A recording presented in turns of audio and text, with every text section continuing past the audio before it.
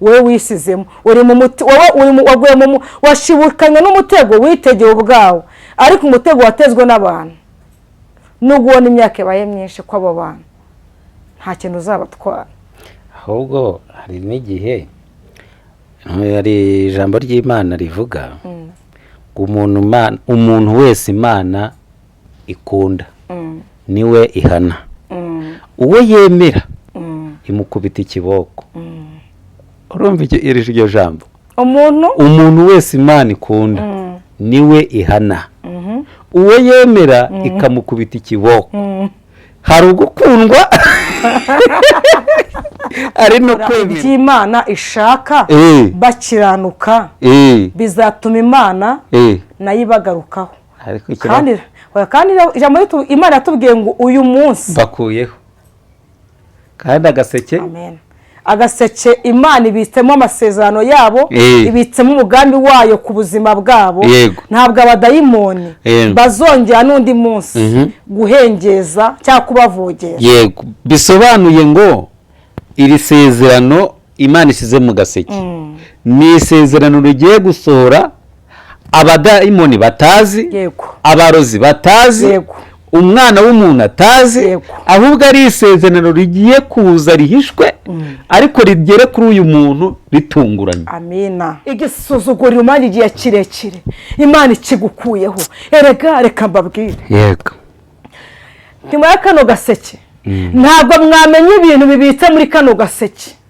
ngo iyo agaseke gapfundikiye gatera amatsiko yego ikintu cyose gipfundikiye n'iyi mpano igifunze iyo bari kuyiguha ugira amatsiko menshi ukavuga ati yo n'iki kintu bampayemo n'iki kintu kibitsemo hariya njya ukubwira ngo amasezerano yawe Imana yabitse mu gaseke aho abadayimoni batazongera n'umunsi n'umwe kurunguruka ngo bamenye ikintu Imana yo kwaka ubuzima bwawe waragariganya dayimoni agatwara umunezero wawe akaguteza uburwayi budashira akaguteza inyatsi ya buri munsi akaguteza icyangiro cya buri munsi njya ukubwira ngo Uwiteka arakubikiye yes reka mbashimire cyangwa se mbasuhuze abakunzi bacu amuherereye hose mu bihugu bigiye bitandukanye tubifuriza kugubwa neza reka nsuhuze abakunzi ba Evangeliste Esther muraho neza abakunzi bacu reka mbasuhuze rero ndi kumwe na Esther kandi tubahaye ikaze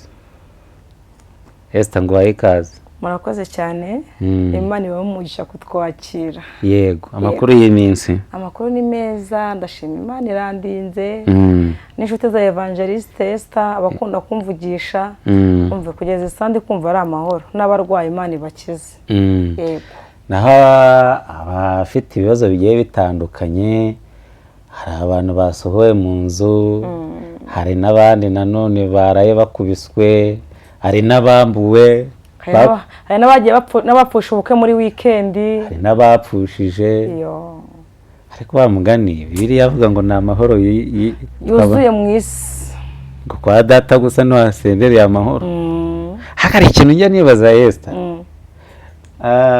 ko umuntu ari mu isi kandi isi akaba ari ibibazo kavuga ngo kwa data ngo Yesu ari ibintu yagiye avuga bicanganye ukuntu ngo simbasize mwenyine ngo simbasize nk'impfu ahubwo nzaboherereza ngo umufashe uyu mufasha yavugaga ni Mwuka Wera uyu munsi wa none Mwuka Wera aracyafasha abantu hari abamwizera arabafasha cyane umukobwa umaze imyaka 45 atarashaka uyu Mwuka Wera aracyabwizeye bivana no kwizera uwo muntu afite ariko iyo wizeye ngo nta jambo Imana igivuga ngo rihere niba ari ijambo ryavuye mu kanwa k'Uwiteka nashaka agire 50 isezerano rizasohora byavuye mu kanwa k'abantu biyita ngo bise ngo nabahanuza atari Imana yabatumye ntabwo bizasohora ariko niba ari Imana yavuze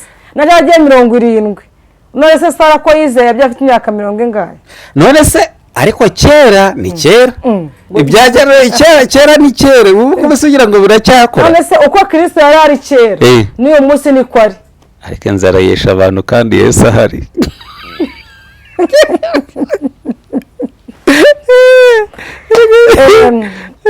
birumvikana hari igihe umuntu aba ari mu gihe cye nyine agomba kujya gute hari ikima ishaka kugira ngo imwigisha ishaka kumuvana n'ishaka kujya gute kumugeza ariko abo bafite inzara bafite ibibazo bitandukanye njye nababwira ngo nibakomere. Esther uzi ko ari abantu hari abantu bafite amasezerano y'uko Imana izabakeza, hari n'abandi bafite amasezerano y'uko Imana izabatabara mu buryo bigiye bitandukanye, hari n'abandi bafite amasezerano y'uko bazubakirwa amazu cyangwa se bazabona abagabo cyangwa abagore. Uyu munsi wa none bafite n'ibimenyetso ariko bikaba byaranze. Aba ngaba ukibaza se ni ibyaha byacu, ni ibyaha byo mu miryango, ni ibyaha nakoze, ni iki? Ese nk'uyu muntu umaze icyo gihe ategereje Imana, uyu munsi wa none akaba yarahebye, yarategereje agaheba, wamwizeza ikihe gitangaza kindi gisigaye? Ikintu nakwizeza uwo muntu ni uko Imana ntigikangwa n'ibihe, Imana ntigikangwa n'iminsi umaze mu kigeragezo. Iyo ubwo yasaga wa murwaye ku kidendezi yari amaze imyaka 38, abandi bari bafite ababo bazaga bakabajugunyamo bagakira bagataha bakamusiga, ariko Yesu yarabizi yuko uyu murwayi ari ku kidendezi. Yesu arangije abyiyumvamo ajya ku kidendezi, aramuvuga ngo mbese ushaka gukira? Kubera nk'uko bivuze uwo muntu yamagiye kinini mu butayu ari ku kidendezi avuga ati ashaka mu byo kugira ngo ajye mu detail yisobanure, ariko Yesu yari yamaze kwajyaza ikintu agomba gukora. Hari igihe Imana igitinda ariko yo izi ikintu izakora. Yaragira amuga ngo ikorerwe witahire, yageze amuga ngo najya mu mazi nk'abandi ngo ajye mu kidendezi. Yamukore abandi bo bacyaga banje kujya mu kidendezi bagatara imyenda yabo yatose cyangwa kugira ngo bafate undi we kugira ngo bahindure bambaye n'imyenda babazaniye yumutse, ariko yamubwiye ngo wowe ni wikorere uburibwe witahire wigendere. Ariko gutinda kw'Imana, hari umuntu watubwiye akaje ubundi ejo ku cyumweru atubwira ngo imitego abantu bagutega, imitego utegwa n'abantu nta kintu izagutwara, ahubwo umutego wowe witeze niba uzagira icyo gutwara. Niba uwo muntu ari mu iryo shuri akaba azi ko ari ishuri yisanzemo, urumva akavatira ishuri Imana izi ko ndirimo nta cyarunaka yakoze bena kugira ngo kinshire mu iri shuri ndamwari ibintu abantu bakora nabwo akavata ingaruka ndimo nizi ikintu runaka nzi nakoze, abantu bakaba batabizi ariko wowe umutima wawe wakubise kuri mu ishuri y'ikintu runaka wowe wisizemo, uri mu waguye mu washibukanye n'umutego witegeye ubwawe, ariko umutego watezwe n'abantu n'ubona imyaka yabaye myinshi ko abo bantu nta kintu uzabatwara. Ahubwo hari n'igihe hari ijambo ry'Imana rivuga umuntu wese Imana ikunda niwe ihana, uwo yemera imukubita ikiboko. Urumva iryo jambo? Umuntu wese Imana ikunda niwe ihana, uwo yemera ikamukubita ikiboko. Hari ugukundwa ari no kwemerwa. Ubwo rero abantu reka tubwire abakunzi bawe nimba uzi gukundwa n'Imana kavuga ati Imana irankunda kakwishimira kavuga ngo umwana wanjye ndagukunda menya ngira guhana, none nikwira ati ngo ngewe ndakwemera ngo uri uwanjye menya ngira gukubita ikiboko. Urumva ko ibigeragezo bitandukanye, hari ugukubitwa no guhana. Ariko hari abantu Imana yabonye ko bamaze kujya muri ndemeye ikavuga ati Esther nubwo namutinza ku musozi wo gutinda gushaka, Esther ntabwo azabona uko ateze kumuhereza umugabo. Urumva ikati Esther azakomeza senge azakomeza nkorere kugeza ikigena atego ko nzamushingirira, hari n'undi uzamugakiza uwo munsi ikavuga ati ninasubi icyifuzo yaje azanye. Nyiraje avuga ati ngeshinje muri ADP cyangwa mvuye mu byanje gukizwa Imana inyubakire impereza umugabo. Imana ikavuga ati ikareba umutima bati nta umugabo vuba vuba ejo azongera agere gute asubire mu byaha. Biterwa ariko nuko Imana ibonamo uwo muntu izamubyazamo umusaruro. Yes, njye kubwira nanjye nose ubudamu ubuzigenge Imana yambwiriye ko uzankora mariage mfite imyaka 12. none sinduzuza n'umwaka nkoze mariage Uwiteka yabidimbyemo.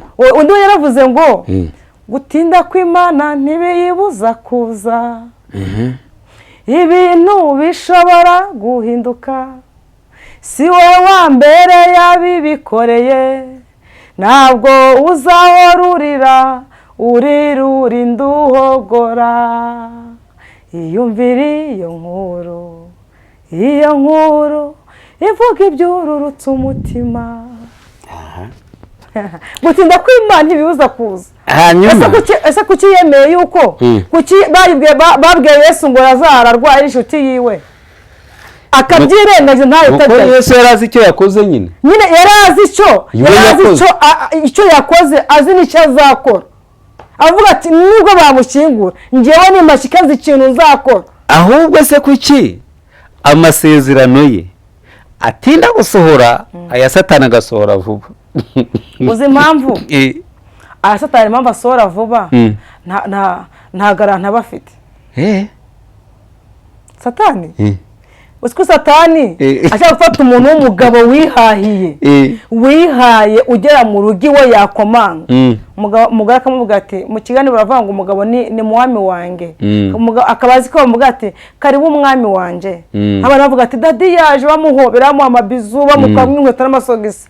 Ariko Satani yamuhugura akajya kwa maraya iba muri shamburete iryama ntirarambura mukariho inyamaguru.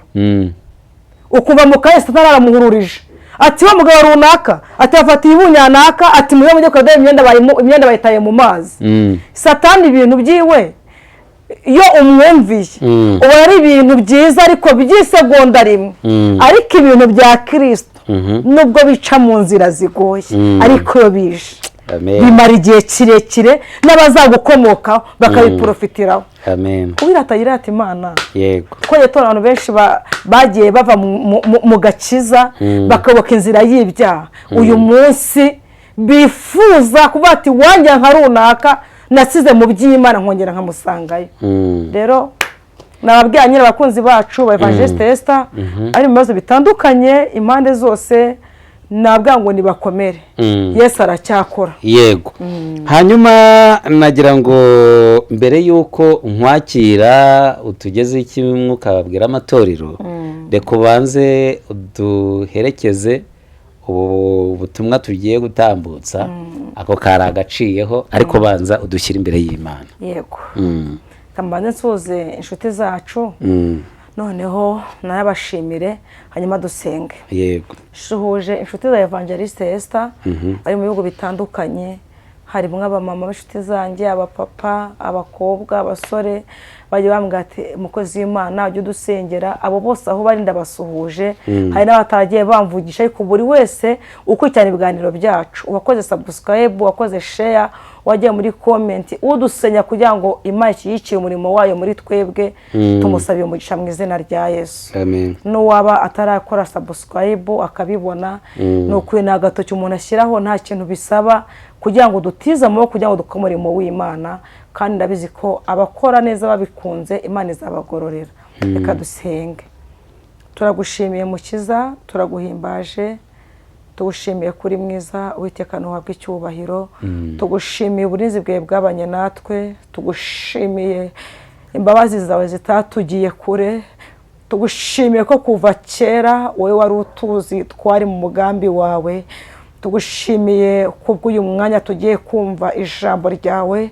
Turakwinginze Mukiza mwiza ngo uzubane natwe, ntaba ari twebwe agaragara Imana muri twe, kandi umuntu wese uri bwumva ijambo ryawe Uwiteka rigicyo rihindura kuri we. Urakoze kuri kumwe natwe kandi ko twumva muri byose mu izina ry'Umwami wacu Yesu Kristo. Amen. Amen. Ariko mbere yuko uduha ubuhanuzi cyangwa se uduha icyo Imana yashyize ku mutima wawe, akadusuhuze na papi inshuti yacu. Ndahiro Valence papi, turagusuhuje aho uri hose mu izina rya Yesu, na madamu we turamusuhuje. Dusuhuze na ba bantu ko turi kumwe ku cyumweru, ariko bari bameze neza. Harimo na papa cyangwe nawe turamusuhuje mu izina rya Yesu. Kagira inkuru hari umuntu nabonye nimba ari we nimba atari we ninde reba umuntu twigeze kuvuga cyagiye nigeze kukubaza amakuru y'icyagiye muremure ukuntu kwaje kwa pura urumva kwa tekinike niwe cyangwa ntabwo ari we niwe hafesi niwe Imana iri mu kazi Ivani ni mu kazi mbona niyo mpamvu tugomba urumva kujya niba uri umukozi w'Imana ntabwo Imana yagutumye kuri ba bantu bakijijwe uzi neza ko bari mu murimo w'Imana cyangwa ko bari mu nzu y'Imana nabariya twita yuko twebwe twita ngo ntibakijijwe Imana irabakunda Imana irabazi kandi naho basengera Imana irabazi ijambo ryavuze ngo buri wese mu itorero abo wejejwe muri ryo rero ngewe ni inshuti y'abantu batandukanye n'uzabibana ntibizamusitaze uwo bizagusha aza ubundi asanzwe yaraguye si nk'ibyo byose uraza kuma ariko amakuru y'abamama arakomeye ameze neza mama arimo umwuka w'Imana yanyemereye yuko muri iyi minsi azaza tukana kuri Evangeliste Esther arimo umwuka w'Imana uriya mama arimo umwuka w'Imana kandi ni ukuri reka nkumbuze abakunzi ba Evangeliste Esther uyu mama naza nimushake muzamubaza ibibazo ki muzacaginga amatelefone yanyu umuntu wese aza ni ukuri pe singiye gukubeshya buriya hari umuntu muhura bwa mbere ariko akakubwira ibintu bigera mu 10 byawe uzi mutigeze munaganira atazi n'izina ryawe akajya kumva ngo ariwo bwa mbere muhuye ati damuru aho ngaho ariko hari impamvu uvuze ibyo bintu ni ukuri hari impamvu bivuze hari tumusabiye umugisha kandi aze vuba rwose ahabwa umugisha n'Imana mu izina rya Yesu ahari atuye Kabuga niba tuvuze Kabuga atemba ko tumusuhuje rero reka nguhe umwanya uyu mwanya usigaye n'uwawe wishimye uyu munsi umve urishimye kandi uzahore wishimye kandi mu buhanuzi bw'ijambo ry'Imana Imana impaye nawe harimo kwakira kuri wowe amen ni ukuri reka nkubwire cyo dusuhuze na Eliya nshuti yacu Eliya yego nshuti yacu Pastor Eliya uri mu butumwa bw'Imana ahari mu ivugabutumwa turamusuhuje kandi Imana ikomeze ibane nawe yego so rero nguhaye ikaze yego murakoze reka tutizimbye mu magambo niko abarundi bavuze ngo ni ukwizima mu magambo dusome ijambo ry'Imana tugiye gusanga mu rwandiko rwa Yosuwa ibice byawe ni ibice 5 umurongo wa 9 yego niwo nyashaka ko dusoma uravuga ngo Uwiteka abwira Yosuwa ati yego ubwo ntabwo turi kubwira Yosuwa wowe ushire mu izina ryawe naye nshire mu iryanjye n'abadukurikiye buri wese ashire mu izina ryiwe ngo Uwiteka abwira Yosuwa ati none today none mbakuyeho igisuzuguriro abanyegiputa babasuzuguraga nicyo gituma aho hantu hitwa Gilugali na bugingo n'ubu amen Alleluya Imana ishimwe Alleluya Imana ishimwe reka ndisubiremo Uwiteka abwira Yosuwa ati yego none uyu munsi aya masaha mbakuyeho igisuzuguriro abanyegiputa babasuzuguraga bivuze ngo bari bamaze igihe kirekire bari gusuzugurwa wari umaze igihe kirekire uri mu butayu wabuze umuntu wabugukuramo waratabaje ubura umuntu wakwitangwa gutabare warasenze ugira ngo ntabwo Imana iri kukumva haleluya haleluya Imana ishimwe umaze igihe kirekire ku musozi w'ubugumba warasenze ugira ngo Yesu ntabwo yaguhaye amatwi ugira ngo ntabwo amaso yakureba hari abantu bamaze igihe kirekire ku musozi w'ikibengero bicanye amasezerano y'Uwiteka yuko azabubakira ingo hari abantu bamaze imyaka myinshi barize biga bigoye, hari n'ababyeyi bagiye bagurisha amasambu kugira ngo minerivare ziboneke, ariko bamaze kwiga bigoye babura akazi, diplome bazifungira muri za mare, banibagiye ko bize. uba ko n'amasomo bagiye biga kuba igihe cy'ubutayu muri igihe kirekire bamwe bamaze kuyibagirwa. niba bati dusengera ibyifuzo abakeneye akaza bati no kuwa mbere naragitanze, kuwa kane gitanga ku Muhima, kuwa gatanu gitanga mu Yorgi minuka mu Cyahafi, ati igera gitangiye Imana ntabwo ikwiye ibonda, ntabwo n'umuntu bazahabwa akazi n'Imana, ariko mbazaniye ubuhanuzi bw'ijambo ry'Imana ritavangiye. umuntu yahanura ni umuntu akavangirwa, ariko iri jambo ry'Imana dusanga muri Bibiliya. Haleluya. Biravuze ngo none mbakuyeho igisuzuguriro Abanyegiputa badusuzuguraga. Imana ishimwe. Imana ihabwe icyubahiro. Bagutwaye umugabo biremera, urasuzugurwa biremera, uraniyakira, wemera ko watawe, uravuga ati nta kuntu natawe kandi yakire, nuko nyine Imana yabonye ko bigomba kugenda.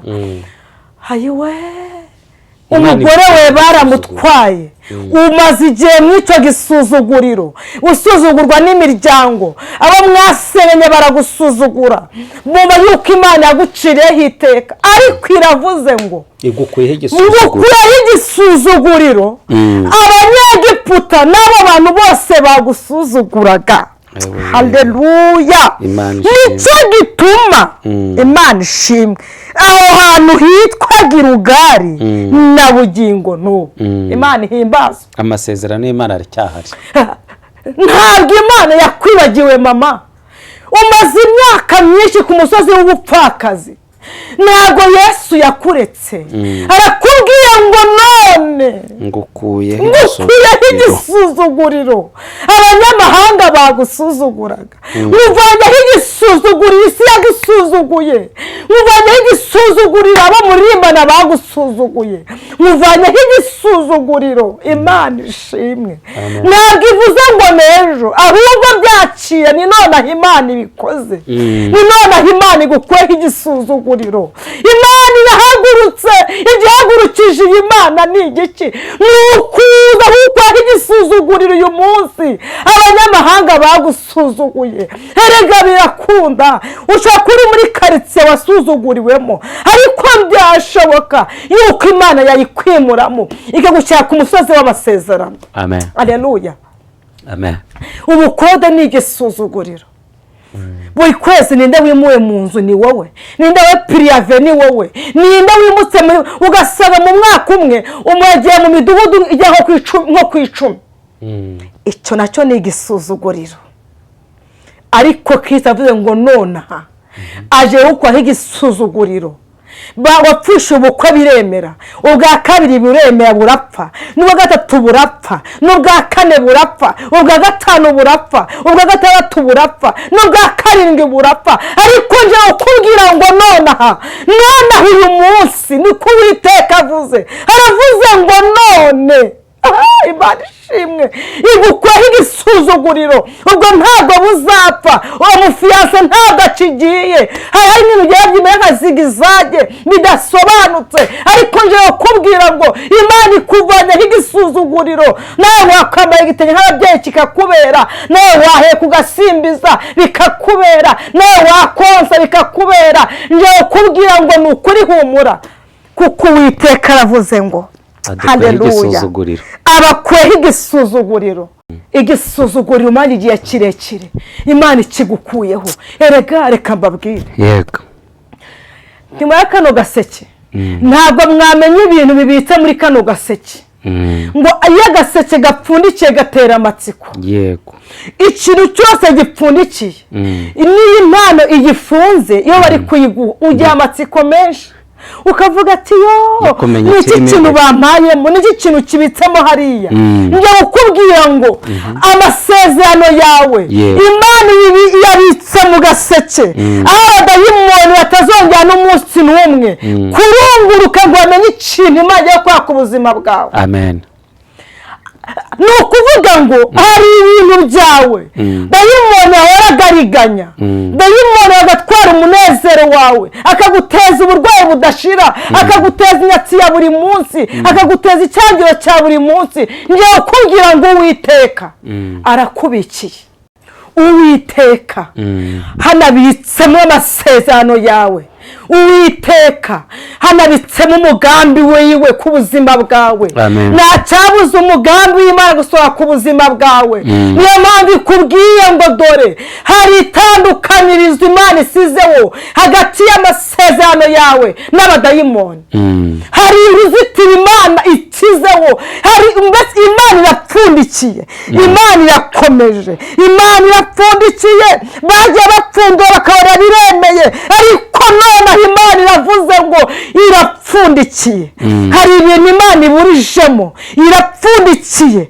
kandi ni ukuri, umunsi Imana izapfundura, abo bose bagusuzuguye, abanyagiputa bagusuzuguye, bazavanga Imana wasenze niyo Mana nyamana, bazavanga Imana wiringiye niyo Mana nyamana. haleluya! Imana ishimwe, ivuga bikaba, yateka bigakomera. iravuze ngo nonaha mbakuyeho igisuzuguriro. wakira yuko Imana ikuyeho igisuzuguriro? urabyizeye yuko uyu munsi nonaha uri kumvira ijambo ry'Imana hari igisuzuguriro Imana iciyeho, hari ubukene Imana irangije, hari ibihombo Imana irangije, hari icyangiro Imana ikuyeho. yewe nje ukubwira ngo wa mukobwa we, niwongere uhagarare mu kwizera, hari igisuzuguriro Imana ikuyeho nonaha uyu munsi. today Imana ikoze ikintu gikomeye. urizeye ngo dusengane Imana? uri kumva wakiriye ubu buhanuzi yuko hari igisuzuguriro Imana igukuyeho, kandi itagikuye ejo cyangwa ejo bundi, ahubwo nonaha ni Imana ibiremye, ibisize irabikomeje. niwakire kuko Uwiteka ukuyeho igisuzuguriro. turakunezerewe Yesu, turagushimiye yuko hari igisuzuguriro ukuye ku bantu bawe. ubu buhanuzi turabwizeye, tuburyamyemo, tububyutsemo, kandi tubutetsemo n'imiryango yacu mu izina rya Yesu. tugushimiye ko dukuyeho iki gisuzuguriro tumaranye igihe kirekire. tugushimiye ko utanze ubuzima, tugushimiye ko utanze kubaho, tugushimiye ko utanze andi mahirwe, tugushimiye Mukiza mwiza yuko dukuyeho igisuzuguriro. aba ni abantu badusuzuguye, ngo nuhabwe ikiwe Mukiza mwiza. turagushimiye ko kikoze muri twebwe, kandi tugushimiye ko Mwami Imana utubikiye agaseke k'amasezerano katazigera n'umunsi n'umwe gahengezwamo n'abadayimoni. kandi tugushimiye ko umugambi we mwiza ubitsa ahantu hatarebwa n'umuntu uwo ari we wese, ahubwo umugambi mwiza w'Imana usuye ku buzima bwacu. urakoze kubikoze Mwami, kandi turabyakiye tubyizeye, tukomeye amashyi mu izina rya Yesu. amen. Imana ibahe umugisha. wowe wizeye yuko uyu munsi bari kuyeho igisuzuguriro, aho uri uvuge ngo amena. ushima ko Imana ibikoze, nta muntu igishije inama, kandi kiyuko kwesha ikiwe mu izina rya Yesu. amen. amen. Reka ngushimire. yego, turakiriye. amen. ko dukwiye tuguka Imana dukuyeho igisuzuguriro. amina. akoze igisuzuguriro. uza abana b'abakobwa baherengeje imyaka 25 bageze muri za 45, none usanga bagenzi babo barongorwa, bari aho ngaho bari mu murimo w'Imana, kandi ari abakobwa beza sha, ariko akaba batanateretwa, none abateretse ahubwo akajya baka ku bintu. uyu munsi Imana bakuyeho igisuzuguriro. uyu munsi Imana bakuyeho igisuzuguriro. haleluya. none babakobwa babaye ibya 10 mu nzu y'Imana. ariko sha hano, ariko yanyibukije aha hejuru, hano hejuru hari umukobwa nzi mwiza shawe, uteye neza shawe, ariko ni icya 10 mu nzu y'Imana. nabo yakire aho hose. naravuze ko uyu mukobwa yazize iki kweri.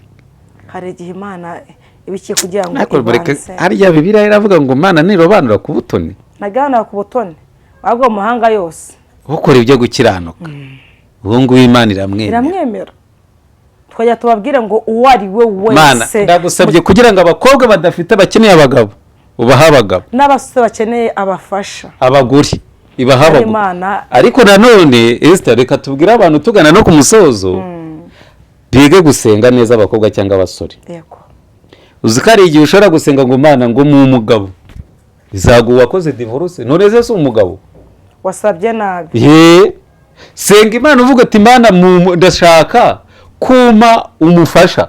Banasenge bakora iby'Imana ishaka, bakiranuka, bizatuma Imana nayo ibagarukaho. Kandi ijambo Imana yatubwiye ngo uyu munsi bakuyeho kandi agaseke. Amen. Agaseke Imana ibitsemo amasezerano yabo, ibitsemo umugambi wayo ku buzima bwabo. Ntabwo abadayimoni bazongera n'undi munsi guhengeza cyangwa kubavogera. Yego, bisobanuye ngo iri sezerano Imana isize mu gaseke ni isezerano rigiye gusohora abadayimoni batazi, abarozi batazi, umwana w'umuntu atazi, ahubwo ari isezerano rigiye kuza rihishwe, ariko rigere kuri uyu muntu ritunguranye. Amina. Yewe niko mbyumvisha. Yego. Amen. Kugira ngo abantu basobanukirwe neza. Reka nongere mbasubiriremo. Iri sezerano Imana isize mu gaseke ni isezerano abadayimoni batazi, abarozi batazi, abana b'abantu batazi, abanyeshyari batazi, abantu bari bazi ko ugiye kuzashaka ariko mu myaka runaka baguhaye igihe Imana iteje ikibazo kigiye gutuma iri sezerano rica mu yindi nzira utazi, ariryo sezerano Imana isize muri aka gaseke, hanyuma rigiye kuza ariko ari isezerano ritandukanye n'irindi wari usanganywe uzi. Reka ngo shemire. Amen. Ibiganiro byacu ndakagaruka. Abandi yego, abandi bagiye kuri Evangeliste Esther bariho nimero zanyu za telefone, baraguhamagara ahubwo ubasengere, kandi imirimo n'ibitangaza iracyakora. Imana iracyakora. Dusengere nibyo byiza. Turagushimiye, turaguhimbaje, tugushimiye kubw'isezerano rishya ugiranye n'abantu bawe. Abantu bari baranamutse, bari barihebye, bari barataye kwizera, ariko uravuze ngo uyu munsi none uremye ikintu gishya kitazitirirwa umuntu cyangwa cyitirirwa abantu, ahubwo cyitiriwe ukuboko kwiza kw'Imana. Urakoze kubwira isezerano rishya uhaye abantu bawe mu izina rya Yesu Kristo. Amen. Amen.